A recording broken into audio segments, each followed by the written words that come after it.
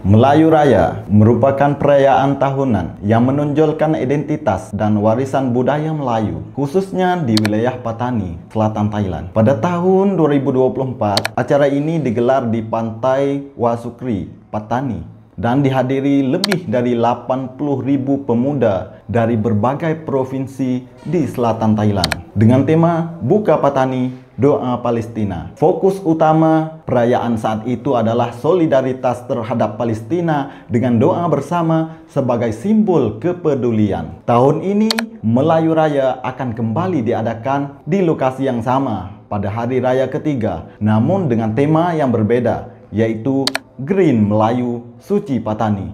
Tema ini mengusung semangat kepedulian terhadap lingkungan serta pembinaan moral generasi muda. Salah satu kegiatan utama yang direncanakan adalah aksi pembersihan pantai di sepanjang wilayah Patani sebagai bentuk kesadaran terhadap kelestarian alam. Selain itu, acara ini juga menjadi momentum bagi para pemuda untuk mengajak rekan-rekan mereka yang terjerumus dalam minuman keras agar kembali kepada jalan yang benar, sejalan dengan nilai-nilai budaya dan agama yang dijunjung tinggi di masyarakat Melayu Patani.